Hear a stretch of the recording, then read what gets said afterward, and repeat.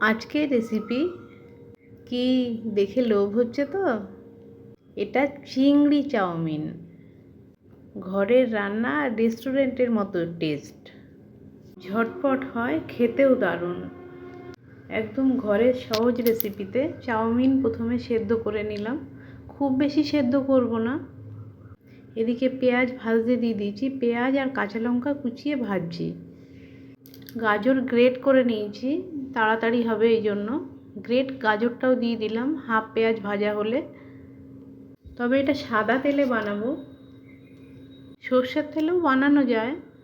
Capsicum দিয়ে দিলাম টুকরো করে কেটে। ক্যাপসিকামটা খুব বেশি ভাজবো না, হালকা ভাজবো। দেখুন ভাজাটা এরকম হবে, খুব বেশি কড়া ভাজা হবে না। এদিকে কিছুটা চিংড়ি মাছ দিয়ে দিলাম। যারা চিংড়ি মাছ দেন না তারা পনির দিতে পারেন, এখানে একই রকম প্রায় টেস্ট হয়। চিংড়ি মাছটা একটু পেঁয়াজ আদা রসুনের পেস্ট দিয়ে ম্যারিনেট করে রেখেছিলাম নুন হলুদ দিয়ে। সেদ্ধ নুডলসটা ঠান্ডা জলে ধুয়ে নিয়েছি যাতে গায়ে গায়ে না লেগে যায়। একটু ম্যাগি মশলা দিয়ে এবার ভালো করে ফ্রাই করে নেব। এখানে অনেকটা রয়েছে তাই সময় লাগছে নাড়তে। সামান্য সোয়া সস দিয়ে দেবো, সোয়া সস না থাকলে লেবুও দেওয়া যেতে পারে। আর একটু টমেটো সস দিয়েছি।